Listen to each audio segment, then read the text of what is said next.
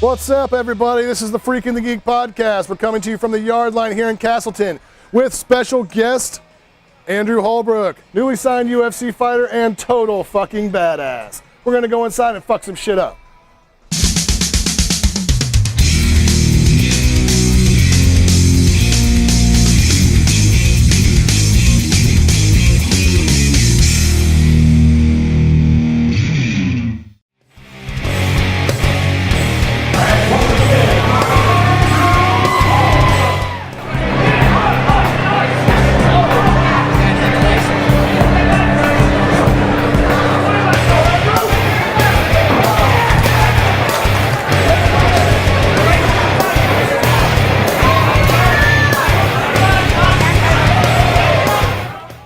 Everyone, it's time for the usual suspects.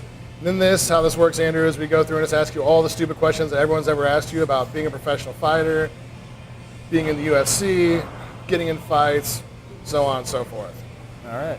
So, first of all, how did you feel when you first got your UFC contract offer?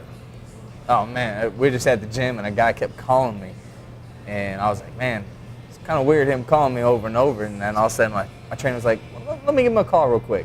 So I'm sitting there coaching the class and staring at him as he's walking around. I'm like, come on. So you actually didn't get the call? They called this guy, and then they tried to call me, and I'm see if I want to take it, which of course, I don't care. Right. Who is it? Okay, it doesn't matter. I'm fighting. And I was sitting there watching my trainer the whole time, and he's showing no facial expression or nothing. So I'm like sitting there, like, come on, please. I'm not an emotions type person, and yeah, I was happy as hell. I was like, oh man, it's awesome. Made me feel like I wanted to fight like that day. All right, so what is the most serious street fight you've ever been in? And how old were you, and what were the circumstances behind that? I mean, I used to fight a lot as like a real young kid, like first grade, but really, I didn't get in a lot of fights for the most part. I mean, I kind of hung out with the fighters, so everybody's just afraid of them. So we're always together. You're not going to start with a fight with the baddest dudes in the school type deal. Okay. But so like, you went to Chicago for your first fight. It was near home. I know the UFC tries to do that a lot. They try to get local talent for close by fights. And how weird was it that I'd already planned a vacation to Chicago for that exact weekend?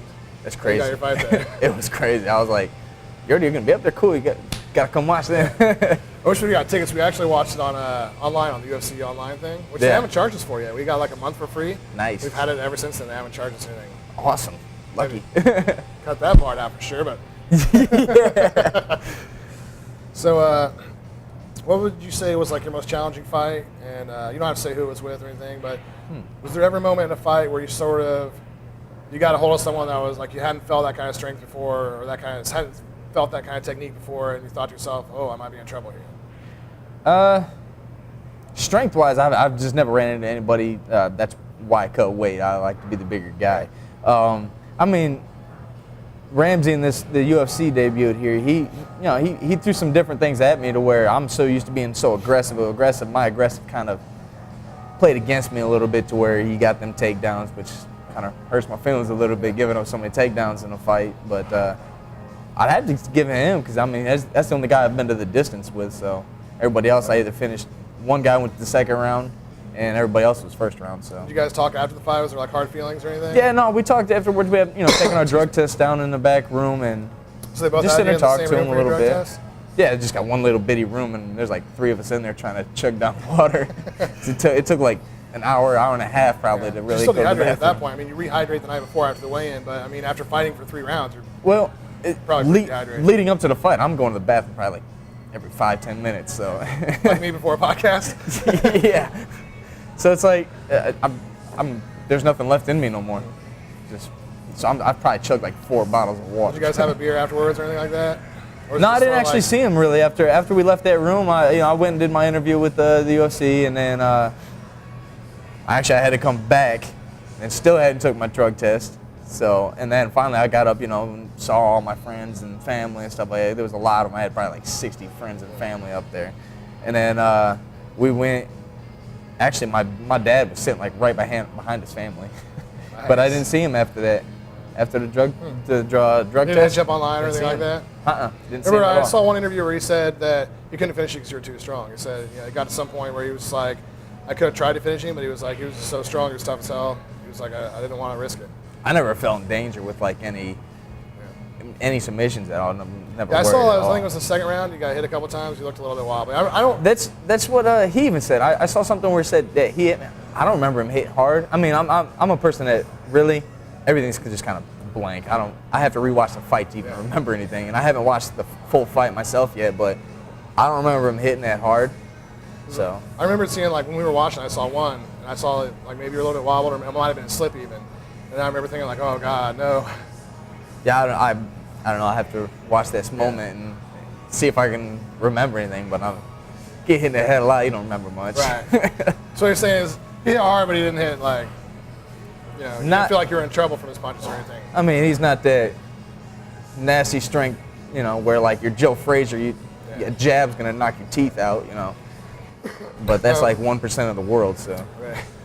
So what was the stupidest question you've been asked since you've started this whole trip into the UFC, or even before in your professional and amateur career, that somebody's ever asked you? Don't let it be one of my questions, by the way.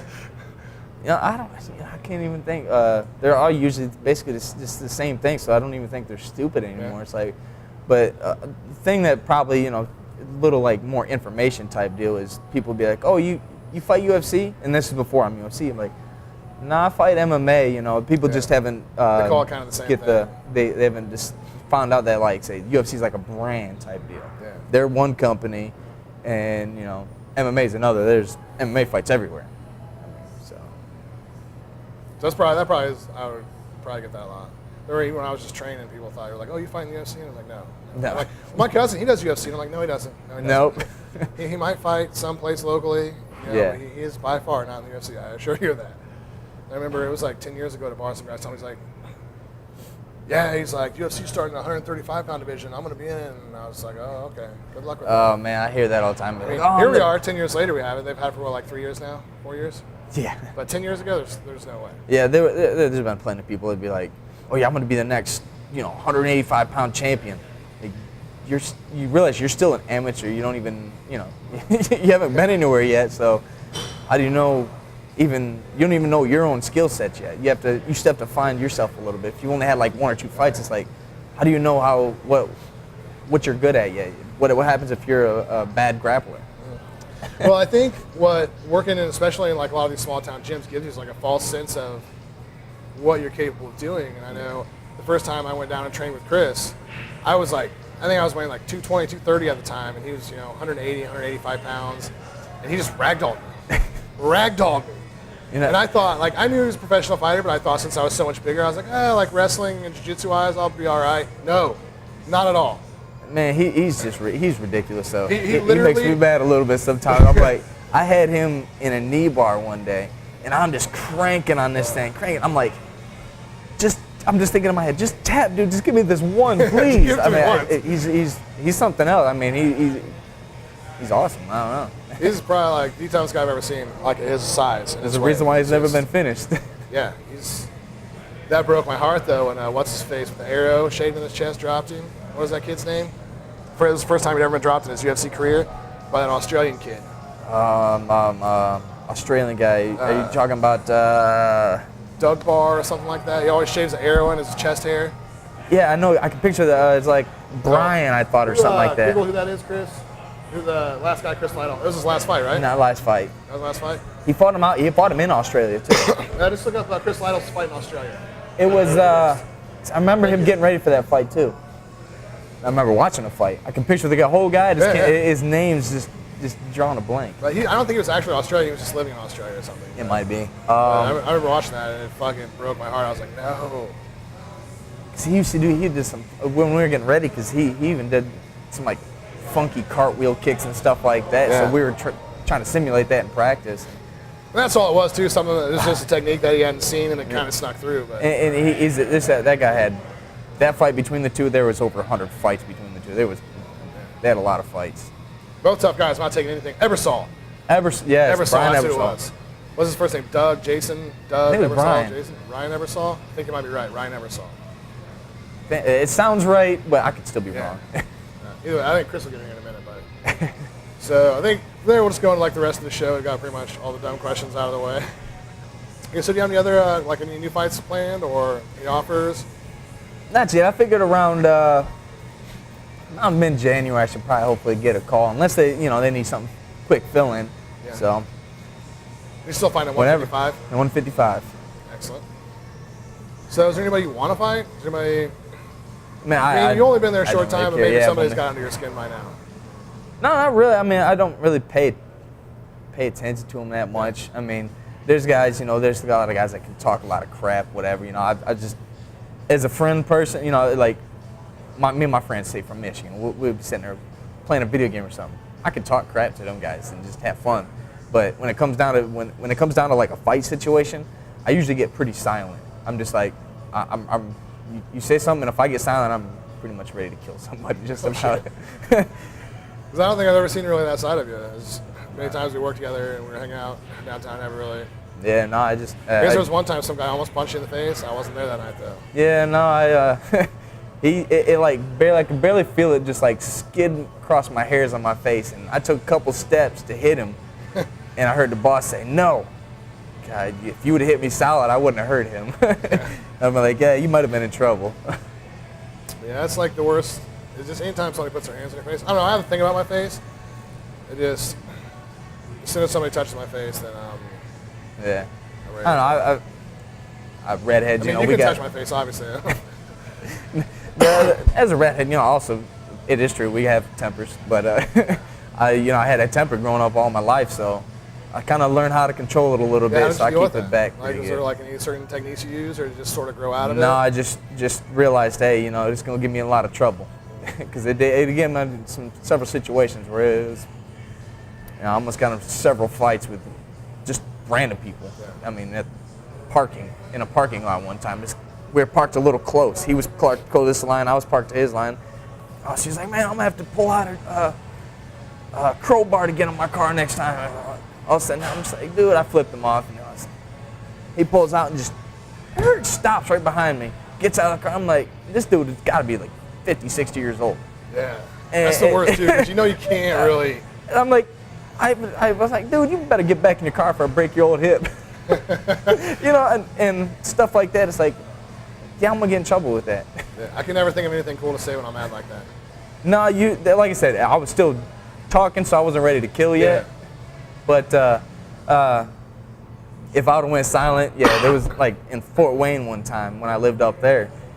We were at some bar, and this guy started talking crap to I was with a bunch of girls, and started jacking his jaws to these girls, and I was like, I'm standing there, I'm like, if he takes another step, I'm probably gonna throw a punch. You don't need to do this. And he never got close, so it was good. But I got silent. I was like kill mode. You think it's sort of like maybe like a rite of passage as like young men, is like as you grow older. I think having kids probably especially helps, but at some point I think everybody has a temper when they're younger for the most part. Yeah, it's a teenage. There's thing, always that too. one kid that is kind of passive. But Yeah. if you ever do get that kid to break, then look out. Yeah, no, I'm not. My two little kids now, they're mean. Yeah. I don't know for me what it really was. I know even in my early 20s, I didn't really have a temper anymore, but there were times where it would come back for like the dumbest reason, something in the parking lot like you just said. Right, yeah, And stupid then stuff like that. I would catch myself standing face to face with some guy and we're yelling at each other, and I realized like this could easily turn into a fight right now. Like something bad could happen. It was the same thing, like road rage, we'll say. Yeah, I don't even flip people off anymore. I just, hey, you want to pass, whatever. I'll slow down, let you in, whatever, go. Right. Nothing's worth going crazy and doing stuff like possibly getting in an accident no more. Shot. Just over like one spot or anything like that. Or Yeah, shot. Nobody fights no more. They just shoot you. Yeah, when I first started dating Mrs. Freak, she'd flip people off all the time, and I was just like, what are you doing? So then finally I showed her a couple videos online of like people having road rage and what actually happens. And she doesn't do it anymore either. I'm just like, man, what if I'm not with you? And then there was about the time actually that I remember that lady that got out of the car and chased that lady down the street and was like ripping her windshield wipers off and stuff. She was recording and talking to 911. That was about the time that happened. And it was some like 35-year-old overweight lady who's like you wouldn't think would be violent or a threat, but she just, for whatever reason, snapped and was like ready to kill that lady. The lady was crying. She didn't know what to do. And I told her, I was like, you could end up in that situation. Yeah, or worse. That's definitely, that's why. What's the sense in it? Be like, hey, just move over lane, or let somebody in, or slow down just a little bit. I still flip them off. I just keep my hand underneath the dash. Like I ran into somebody's bumper just a little bit the one time. I pulled out, and if I'd have just maybe waited another 30 seconds, that wouldn't even happen. I probably would have got a spot to go through and stuff like that. I was crossing a busy area. Yeah. Next time, I tell you what, I'll sit there and wait an hour if I have to. It's just not worth it. Yeah. It's either going to cost money or cost a life. One of the two. It's not. Especially at this point in your career, you can't really. Yeah, no. The next I'm definitely trying to stay you, back from everything. Any kind of beef, and then they start bringing that up. Oh, he's a trained UFC fighter. He's a killer. Oh yeah. They'll definitely if I hit somebody, oh, he's trained. Oh, next thing you know, I'm in prison because. Did you hear about what happened to Cerrone? He was in a parking lot. Same thing. Some guy. Yeah, started yelling at him. The guy just smoked him in the face, like sucker punched him. He was with his girlfriend. Yeah, that's right. And he didn't have to do anything. Just great on his part. If you get hit, it's hard. It's very it was hard. That dude's lucky day. I know. I can imagine, remember hearing a story back when Mike Tyson was still champion. Some older guy was like 45, 50, wrecked in the back of his car at a stoplight. So Tyson gets out. The guy gets out of his car and he's like, "What the f, this and that." So Tyson knows that he can't punch him because they already told him your hands are deadly weapons or whatever. So he just kicks the guy right in the nuts. So here's Tyson. He's like 24, I remember this 23, 24. It's awesome. The guy's yelling at him and he just kicks the guy right in the balls. They didn't have footage of it because there weren't cell phones and stuff back then. But I guess I should say allegedly. Yeah, allegedly, right. Didn't two people chase him down an alley at one point and then try to sue him after he beat him up? That was actually a guy who was boxing at the time. I can't remember the guy's name. He when he did that tour and was going across the country, he told that story. It wasn't Hagler, it was the guy with the Jerry curl. Yeah, I know who you're talking about, but I'm like, you're gonna chase Mike Tyson into an alley and corner him? No. Apparently, there was this guy that made clothes. He made Superfly clothes, so everybody went there. It turned out that Tyson, I think it was after he fought this guy once, and the guy was looking for a rematch. They were both ended up being there at the same time on a Friday or Saturday night.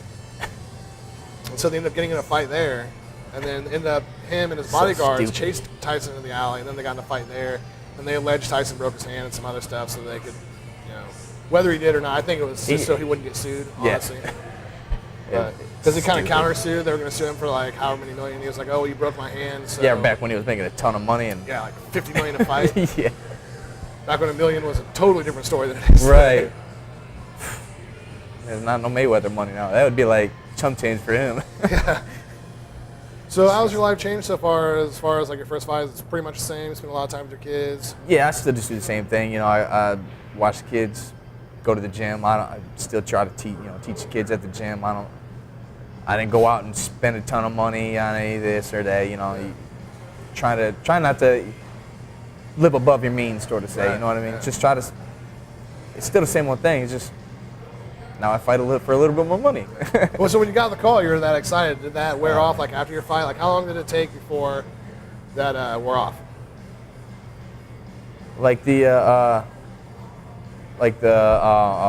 Feeling good about it. Just being excited, I finally made it, to where you just felt like a normal person again. I it still felt normal either way. Even after the fight, I went up and saw my friends and family. All these people kept coming up, getting autographs and want to take pictures. I'm like, you guys don't even know who I am yet. Yeah. They just see me having UFC stuff on, and that's about it. Maybe you watch the fight, maybe you didn't. I still don't, don't feel like I'm that famous. I'm not famous yet. Hoping to be. Hoping to. But when you first fought, when you first got a contract, you felt famous though, right? I felt good. Sense of excitement. And I just got this. I felt like all the extra hard work I've been putting in paid off a little bit. So that's about it. So was it harder for you once your surgery and everything was over, and now you're getting ready back to train? Are you ready to train again? Yeah. Inside rated like you were for that? Oh yeah, for sure. Yeah. It was actually kind of good to take a little bit of time off just to, let my body relax a little bit because that was my 5th fight this year. So it was I've already had a busy year, and plus, I went pro 2012, 2013, and that was 11 fights in just a few years. So it's I'm constantly fighting, whether between that and boxing. I had professional boxing matches too, so I was tired.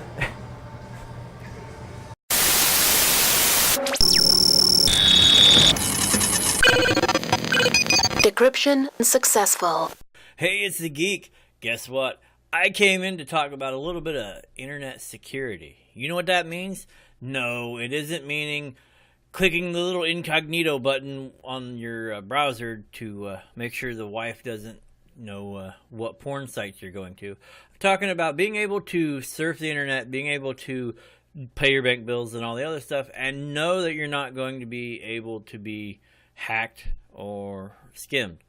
The easiest way to do that is by looking at one of these.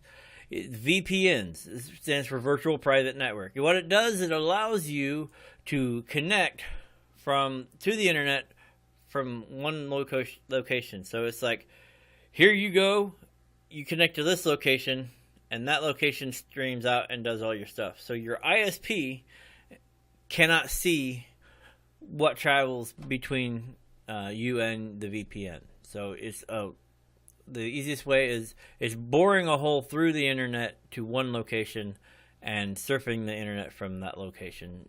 They can't track what you're doing. Makes it easier for you to hide things like your passwords, your banking information, and all that other fun stuff that we do on a daily basis. I mean,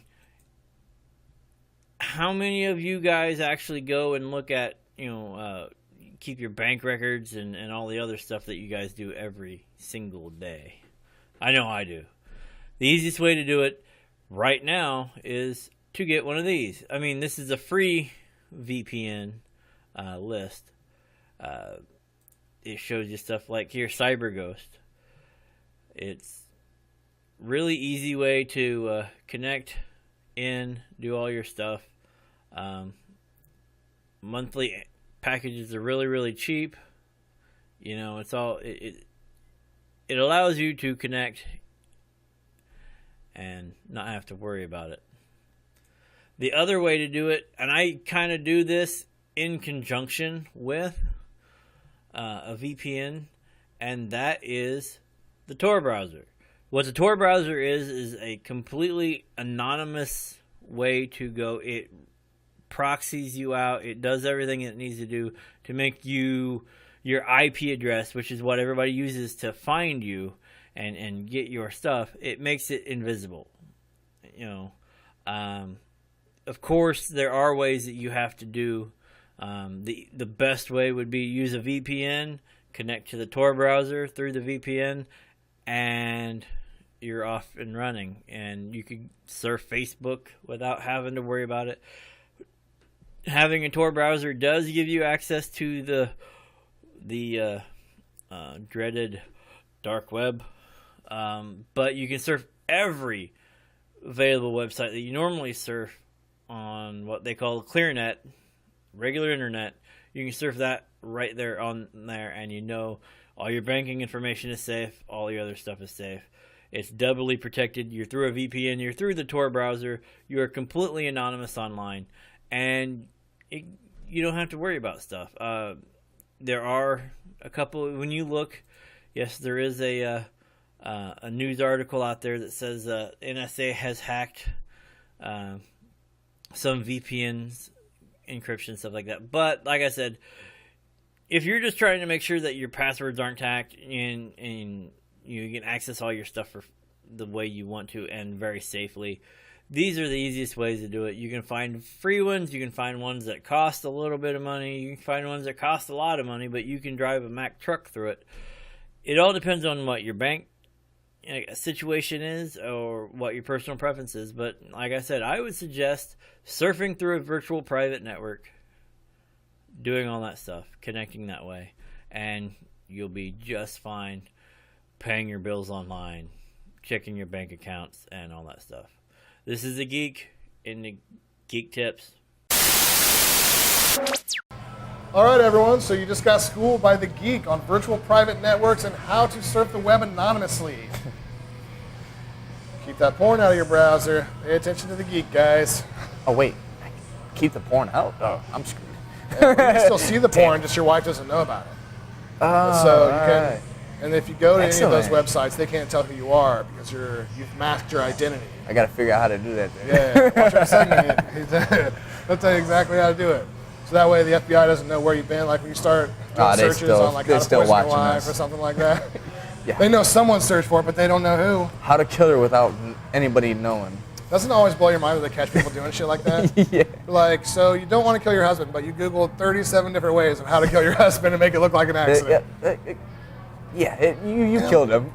Pretty sure Google isn't probably the best tool to use for that. Not just because of that, but like, it's the internet. I'm pretty sure you're not going to get accurate information on how to kill someone and dispose of a body. Just because you said when you downloaded it said don't send anonymous data to Anonymous. Yeah. To Google or whatever company your computer is, doesn't mean they're watching what you know. Right. But I think it's mostly that's always housewives, right? It's like almost never the husband that gets caught doing that. It's like the housewives like, well, it works so good for that Pinterest idea we used for Thanksgiving dinner. No, my girl watches young and like the young kids killing their parents and their family, or like housewives getting away with I think it. it's called Snapped. That's Something, I don't know. It sounds like AMC or something. I don't know, some TV channel like that. And they're and she's like, I'm pretty sure because I've seen how each person gets caught. So I think I could get away with it. I'm like, are you trying to creep me out? You didn't get like a big life insurance policy once you signed your I contract. know. Okay, I thank should God. get one. No, I don't know if I do have one. Well, see, you want a little bit, but you don't want too much. Right, because then she'll be like, you're dead. I don't have any kids or anything, just my girlfriend. So like, if I die, she was like, if you die, who's gonna get your rental property? And I'm like, what's gonna go on the line? I was like, I don't know. I'll be gone. What do I care? You're right. Not my problem. So I think like if I know I'm gonna die, I'm just gonna like triple mortgage the place and be like, oh yeah, I gave you my rental property, honey. Here you go. Yeah, take this. Like, why am I so far in debt? She's like, how is he making any money off of this place? The mortgage is $2,000 a month. He's only renting it out for $800. Damn. That would suck. Joke's on you. Is there anything that you want to promote now that you've made it to UFC and they got anything you're doing recently or that is upcoming that you want to promote to the fans on the internet? I mean, I'm always going down to Alan Stockman's Jiu-Jitsu down there in Greenwood. I mean, it's a great place. Yeah, they great train all people. gi there, or they do no gi too. Both. Yeah, no They'll gi do is both. so important, man. Yeah, it's a little bit more, caters to my style more so because it's wrestling. With my wrestling base is more scrambling stuff like that. So I can keep up that pace where, if you've never done it before, you get tired quick. And gi, I just get annoyed because I'm like, let go of me, let go of my clothes. But man, Which, I don't have anything against the gi. It's just for me personally, I'm not going to probably be wearing my gi on the street if somebody tries to mug me. right? Yeah, and, it's supposed to simulate having clothes on, but I can see if you're wearing coats and stuff like that, but like t-shirts, but who are you going to choke out with a goddamn t-shirt, shirts kind of stretch and rip a little easy, but no, I like doing the gi. Just it slows down the game a little bit. You have to slow down a little more, and because if I try to also just move real quick, well, dude's holding on to me by my clothes, so I'm like, why didn't I move nowhere? Plus, those things are hot as hell. Yeah, definitely. Like the original one I had from this place, it was heavy. It was thick. The newer one I got from him, from Alan down there. So they have better ones now? Yeah, they're a little more like it's usually they say like a judo, more so a gi. They're a little bit lighter, but they're not quite that light because to do like a jiu-jitsu tournament, they have to be a certain weight or whatever. I don't know. I don't know all the technicalities to that stuff, but it has to be a certain form of sort. I don't know, whatever you want to call it. But yeah, it's a little bit light. They got a lot lighter material and stuff. And you don't feel like you're extra 100 pounds.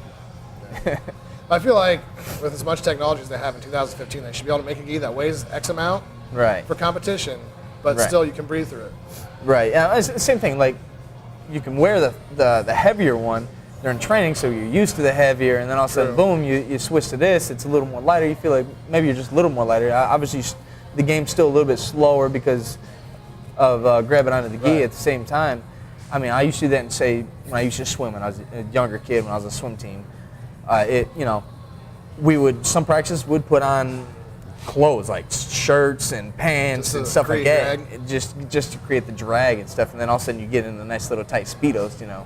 Everybody try to imagine me in a Speedo. It's awesome, but Sorry, I just imagined you in a Speedo, and I lost my mind for a second. But you know, all of a sudden you're fast. It's like, what happened? Yeah. Remember that? It was like the first time a girl's dad ever chased me. It was the first time I ever really had an adrenaline rush like that. And I remember I was running, and like a tenth of a second into my run, I was like, my feet are like air. And then he caught me and sort of smacked me around for a little bit. But You had a Speedo on? Is that what you're talking about?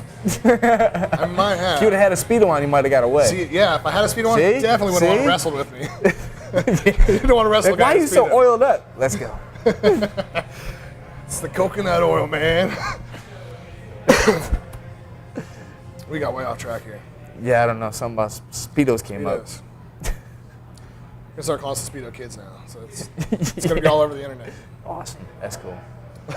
I start making memes of you. That's cool.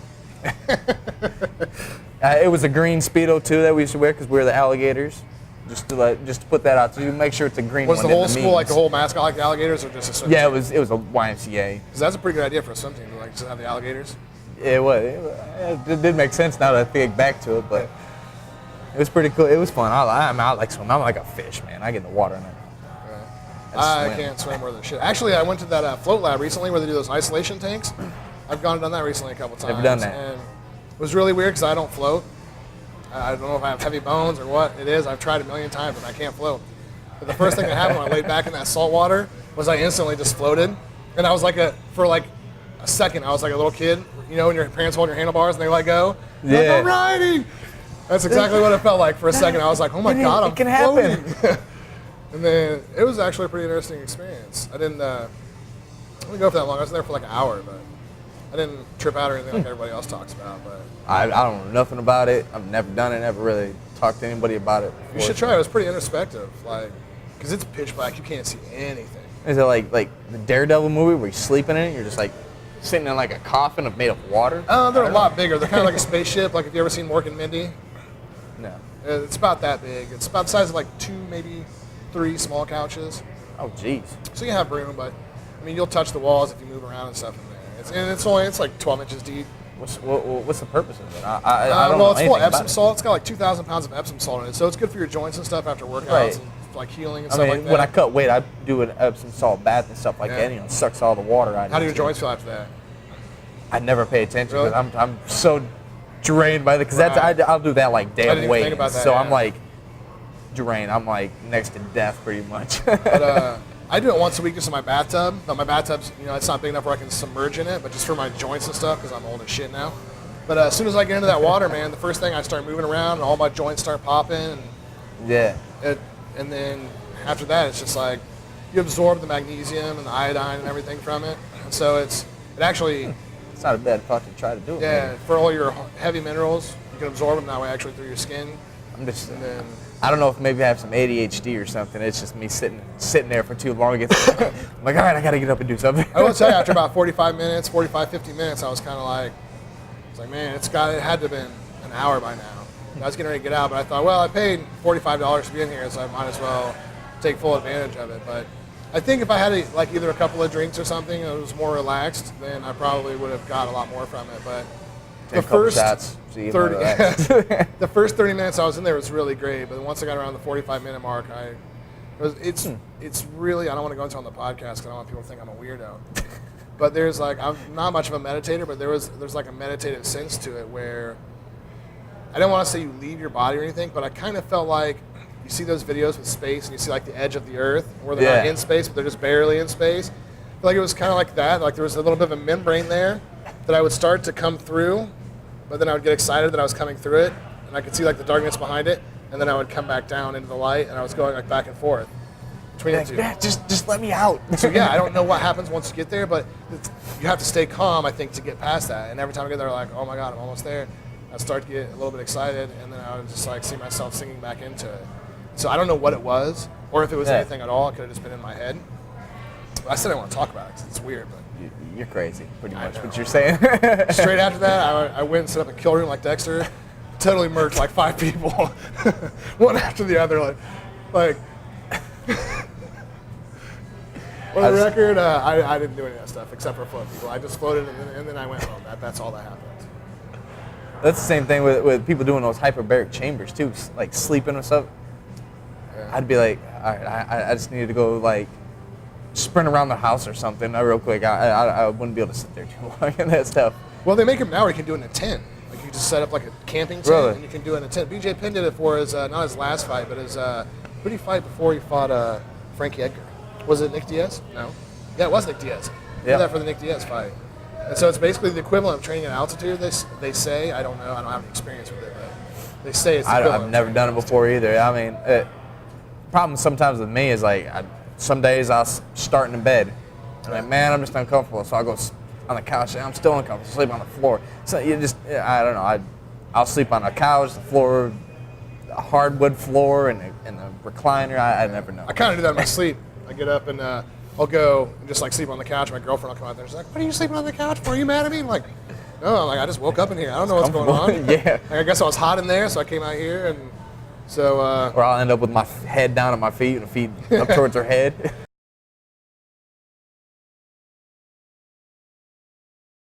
So it's time for the geek questions, and for me, the geek.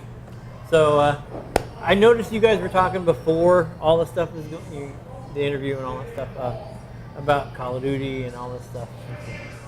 So let's talk about some video games. What are you playing? I mean, because the video games are a little pricey these days, I usually buy the Call of Duty once a year.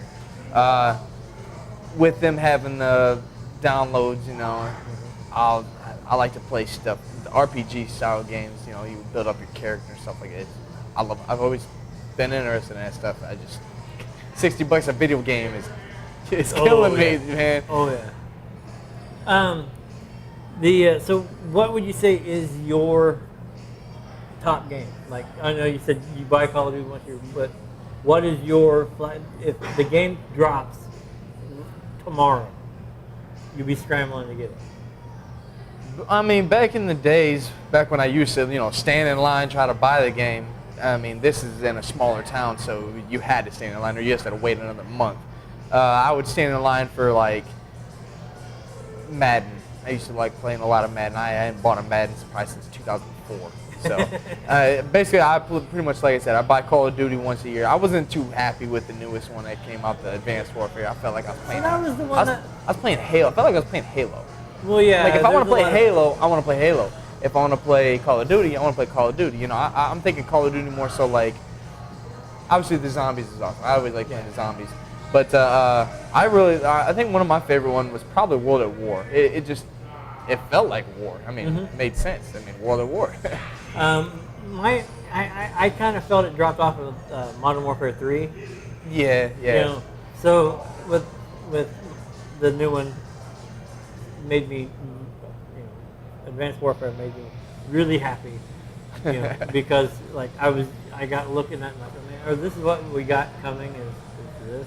Right. Yeah. You can almost look at it and be like, is this really what our actually like real life war is going to be soon too? With all these high tech, you know, I get these exoskeleton suits jumping and stomping down on people's heads. It made me want to build one. Like I was looking at that going, ooh. And then, of course, it doesn't help that everybody online are like, oh, yeah, you can do it this way and with hydraulics. And like, now I want to try something. No, it'd be fun to have put something like that on there. Yeah, definitely. If I had a chance to put one of those on and see how high I could jump and stuff like that, oh, yeah, that'd be cool. I mean, well, there was a movie with, trying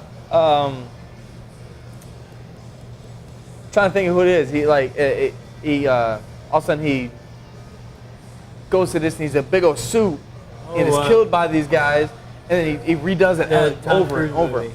It was Tom Cruise. Yeah, I can't remember what it was called, but it kind of reminded me of that. Edge of Tomorrow. Yes, Edge of Tomorrow. I watched that a few times. I thought it was a pretty good movie. You know, it kind of had that feel like the Advanced Warfare is with the exoskeleton suits. It's pretty sweet. You said you like RPG games and stuff like that. What is your top RPG? I mean, I'm gonna have to go back to. Wow, I think it was on. I want to say Super Nintendo. There was a Super Mario RPG, the 7 stars or whatever. I can't remember the exact name of it, but I used to play that. You know, you get Mario, you get Bowser on your team, stuff like that. They're trying to take out all these guys.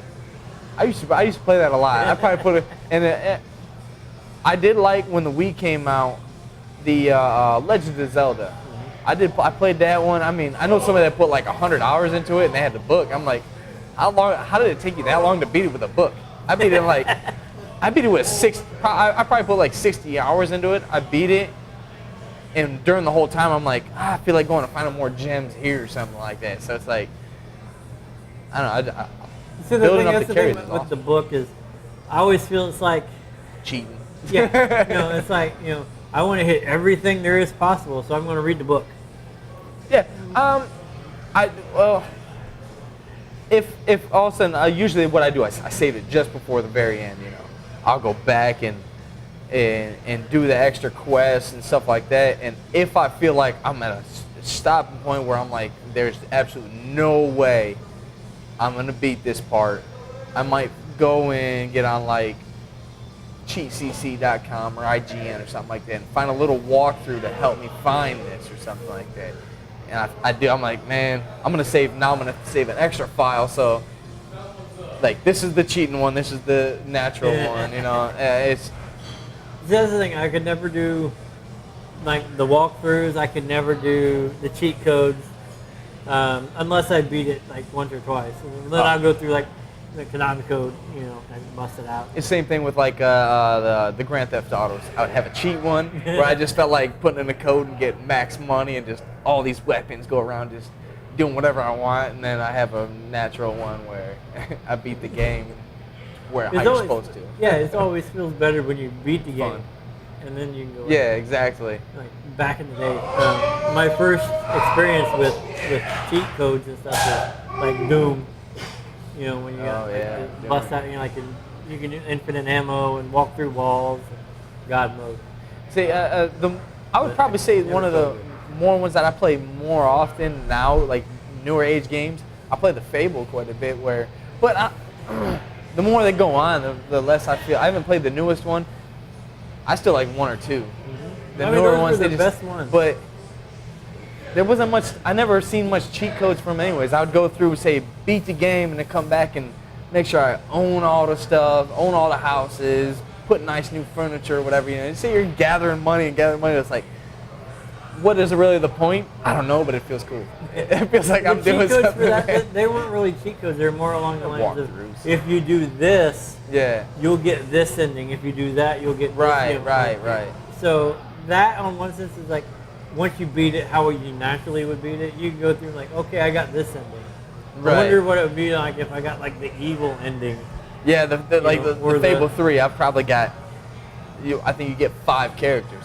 Oh, I've got all 5. One's a bad guy. One's a good guy. One's a bad girl maybe. One's a good girl. Each one of them has got something different to it. Well, I will stop picking your geek brain and swing it back to the freak. So. All right. So you're from Ann Arbor, Michigan, originally? A little south of there, Adrian. Okay. Where is that on the Michigan hand? I never learned that until I lived there. Take the hand. You can put it east of Detroit, south of Ann Arbor. And if you go into Toledo, Ohio, there's Toledo, and it's way over on the east side. It's on the east. Okay. Like our conference for high school was like Southeastern Conference. So we're down there, west of Detroit, south Ann Arbor, 15 minutes from Ohio. So you lived there until what age? How old were you when you guys moved? I was like 20, 21. Also until college days, basically. Yeah, if I did the college thing much. So what age did you actually meet your wife? I think I met your wife probably 4 or 5 times now. Yeah, we went to high school together. So really? It was like our last year of high school. You guys got a prom and all that? Yeah. Did all the prom thing. Oh man, you got to send us that picture. We'll put it up on the podcast. See if I can find one. I know I got one somewhere. I was in a white suit. White? Flipping. Oh yeah, definitely. For sure, get us that picture. We'll put it up for the podcast on the intro. Pretty sure I got one hanging around the house. I can't wait. So no, I went to prom like 4 years. I did not have a good time any of the times I went. I was a little bit younger back then. I tended to date really terrible girls, so I never really got to enjoy it. Well, me too, as long as she's not listening to this. Don't give her the website. Right. But I thought about going to one of those adult proms or something. So I guess Mrs. Freak only went to prom like once or twice. I guess she didn't have a good time either. So we've talked about going to one of the adult proms. We haven't ever I mean, I've always thought about even, going back to like the reunions. I think it'd be funny because we go back to the reunions. Half the people. Have you had your 10-year yet? Yeah, I didn't go. You didn't go to it? I ain't going to any of that shit. I don't care. Yeah, I went to my 10-year reunion, and there were more people at the bar that we went to after we left the reunion from our class than there were at the reunion. Exactly. That's what I expect. Either that, or they're all going to be like, I can't drink. I just been through rehab. You know what I mean? We had definitely a lot of drinking going on. I think that's everywhere. It's got That's pretty much what it is. I mean, you go to say football season. You go play the football. After the game, you go find an after party and get hammered for the next 2 days. Yeah, I can't talk about that part of my high school career. I'm not sure legality issues, but we had parties frequently that we went to. But they were more organized, I guess, because at that time they had just passed the law where if you get a DUI at all and you're under 21, like you don't get your license until it was like 5 years or something. And so we would have parties, but they were organized by different parental groups within our circle. And so there were rules when if you showed up and you had one drink of a beer, your keys went into a jar and you didn't leave that night. You didn't leave until the next day. Yeah. So nobody was drinking and driving. And there wasn't a lot of supervision, but every once in a while, 3 or 4 times a night, somebody would randomly just walk through and make sure everything was okay. And everybody alive? As far as I know, there were no rapes or anything like that took place, but there was always like the secret hookup that would take place, and then you get caught. They always get caught, though. Well, I guess there are probably more secret ones. You just don't hear about those because nobody got caught. And sometimes the people actually look for it on purpose because they just want to, I want to be popular for a little bit. I'll never forget, there was a girl, and the only reason I remember is because it was when Zima first came out. And so somebody bought a bunch of Zimas for the party. And we all took like one drink and we're like, screw this stuff, it tastes terrible. But there was one girl that was drinking Zima at this party. And the guy actually had a girlfriend who was like a goody two-shoe. Well, my best friend used to date her. She was a goody two-shoe. Like she would never put out. So he had been talking about this condom that he had, and he showed everybody. It was one of the colored ones, and it was red or pink or whatever that color is. Like in your days, it was probably like the new thing, huh? Oh, it was. Well, you get them from Planned Parenthood. Planned Parenthood would give you like colored condoms. So anyways, the party ends, and like the next day, this girl's mom's out mowing the yard, and she was like, starts yelling about this condom she found back there, and so she shows it to us, and then there's a Zima bottle right next to the condom. So the guy, he's like lying because he doesn't want his girlfriend to find out about it, and the girl, she's lying because she doesn't. I guess she didn't want to be a slut, or maybe she didn't want his girlfriend to break up with him.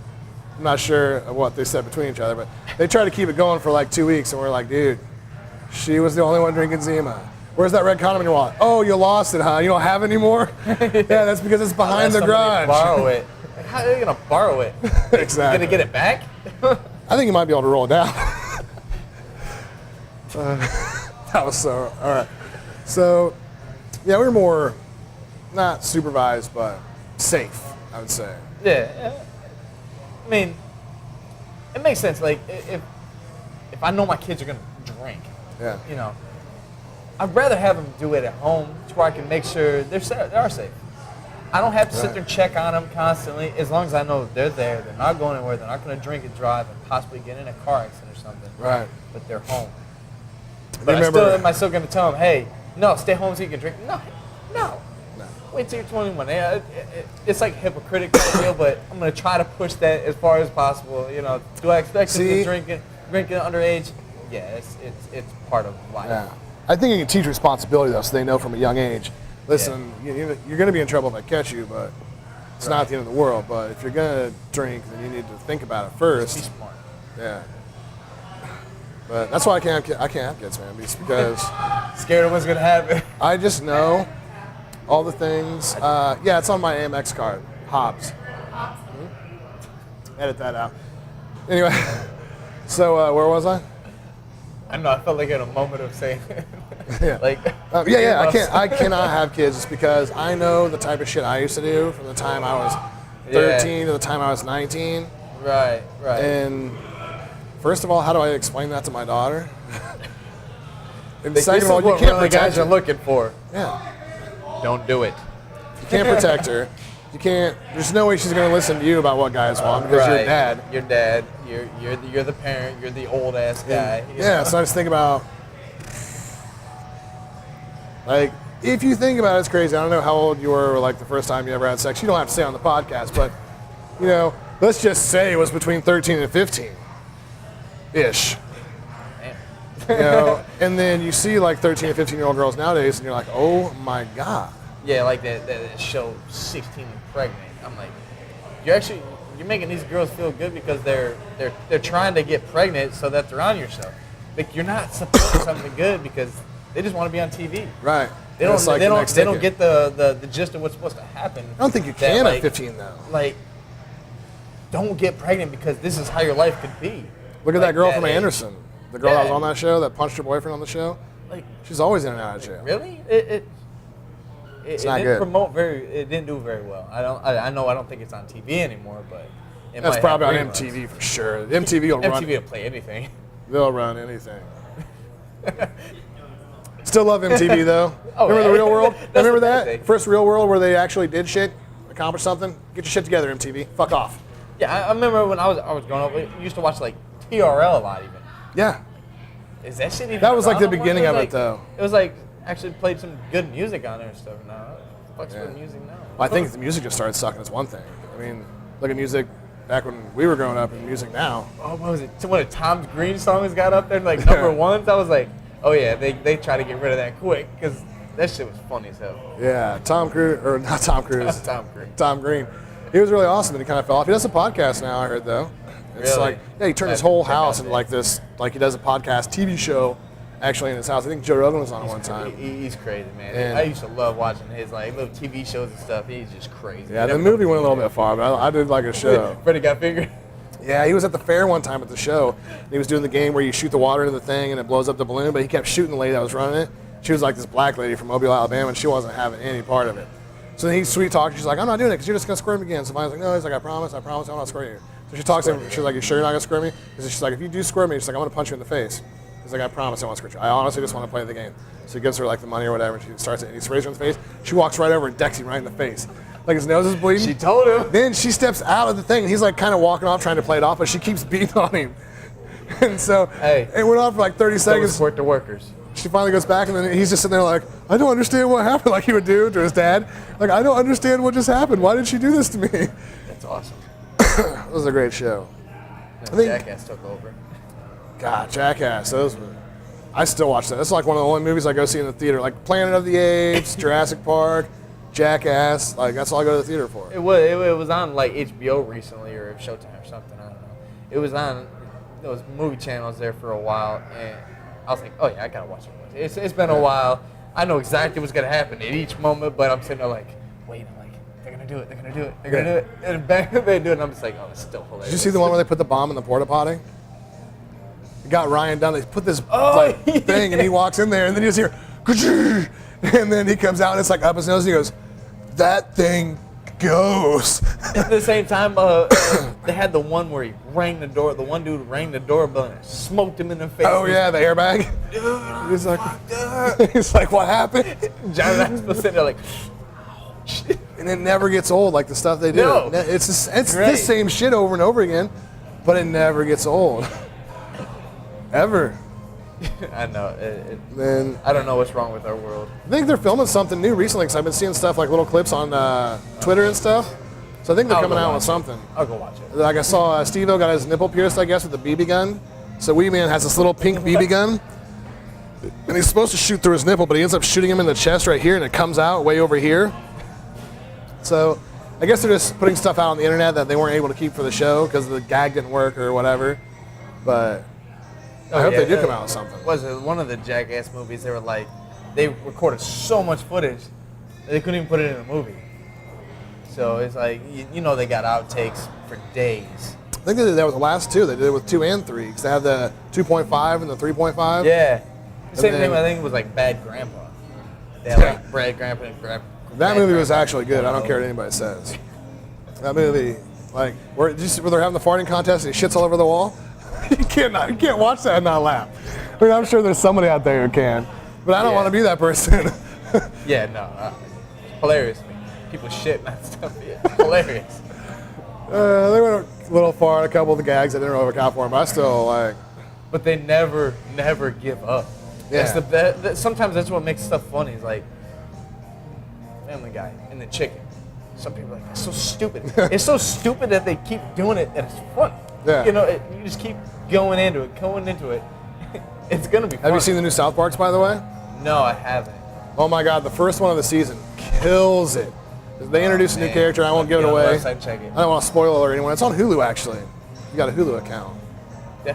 But the first 2 episodes kill it, and they kind of fell off.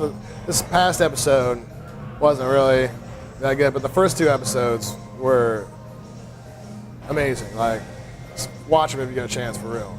I had to show my girl to one time. She used to think Simpsons was bad. I'm like, man, I grew up watching Simpsons and stuff like that, and I showed her. I was like 13 when the Simpsons one came time out. she was like, oh my God. South Park's got some shit that, like the first episode they can say shit. Yeah. They got a counter. Word of Every time curse, he is says that it, one? It goes into shit. Mr. Garrison singing the shitty fag song. And then he's like, They wait a had minute. He's like, you so said many- beep. And he goes, well, yeah. He's like, I can say it because I am a fag. So then some other guy like says the word fag, but it doesn't beep down. He goes, and they start looking at him. Kill you. But yeah, for sure check out the first 2 episodes. After that, not good. But they put that show together so quick, man. A lot of times they wait like till the very last minute. They're still like editing and like cutting stuff in and out. It's still usually. And I think It's still got nowadays its too, funny after it's been parts. what, 16 seasons or something? It's been around a while. After that long, like how do you keep like pushing How the do you still limit come up without with new stuff? I getting mean, in trouble? Celebrities are going to do something stupid, and they make fun of it. Oh, Yelp Bottom suing line. them. Bottom line. Like, they did the Jersey Shore one. That cracked me up. The Snooki where she was a little gremlin thing. Oh, yeah, it was. Oh, man. I lost it. I was like, yeah, spot on. And she's like super skinny now. Really? I never liked the show. in She the had a first place. baby and then she got super skinny. I don't know if she still is, but she was for a while at least. She was like super skinny. The woman watched the show, and so I'd be sitting there, either on my phone or something. So I would still hear it, and I'd look up every now and then. God, this show was just annoying. Yeah, they talk about like, we're going to get out of the club, and it takes the whole episode for them to get there. It's like, couldn't did stand you see the episode where she got smoked in the face though? Oh, yeah, for sure. I had to watch that Oh part. God, that made Yes! that made the whole season worth it right there. Like, no, I mean, not that I'm for sure not for hitting women, but But still, the way that she acted in that show, I wouldn't say she deserved it, but I would say I'm glad someone did it. Yeah, And she wasn't somebody injured, else she did wasn't it. hurt. You know, she was good as long as she was okay afterwards. It's like kind of like when your friend falls and smacks his face on the wall. Like you can't laugh until you're sure he's okay, and then it's okay to laugh. Yeah, he's good. You just smoke yourself. So, you seen any good movies lately? Want to go to the movie section? Not really. I haven't been. I haven't had time really much for movies. Yeah. I don't like taking the little kids. I got two Seen little Jurassic redheads. World yet? Don't take. No, I haven't. Oh, man, don't take your kids. I don't take them to the movie theaters much. They're It's little, actually- it's hard to get them to sit down long enough. We took them to watch the Minions, and Yeah. I was a little disappointed in the movie. Like I kind of figured it was going to It fall just- flat. it like talked through the whole movie. I'm like, I just want to see the Minions do something stupid because they're hilarious. And like watching Despicable Me movies, they're funny and that stuff. Yeah. But yeah, it had some funny parts at the same time. My daughter fell asleep. My son's sitting there. He never sleeps. So That's what I was going to say. I don't understand taking kids to the movie theater because it's like 30 minutes in, they're all passed out. Yeah, and it's expensive. So it's like, it adds up. I mean, not that we can't afford it or anything. I'm just saying, like, think about what but you still, spend going. It's hard to say what's the word? There's a word I'm looking for, but anyways, it's hard to say, hey, Justify. Justify, yes. I hate when I can't come up with words. Hard to justify spending this much money on something so simple like that when here pretty soon it's just gonna be out and you can see it on. You know, it's a little bit easier nowadays, though, because they don't really, like, check your purse or anything like back in the day. So you can just throw a bunch of stuff. Like, I throw a foot-long Subways in my girl's purse. We'll be in there. I'll be yeah. I was unwrapping that motherfucker real quiet. Yeah. Oh yeah. I may have took beer in one time even. Ooh, and all of yeah. a sudden you hear loud noise. I've taken a flask in a few times. I think when we went and saw the Planet of the Apes movie, that last one, I took a flask and we had a few drinks. But I don't remember what movie we watched. Everybody was shoved it. We each probably had a few beers in the purses. Next thing you know, as soon as it was loud, we'd be like. and all in all, glad it's we not got like lucky I we don't didn't think get that's caught. really a crime per se.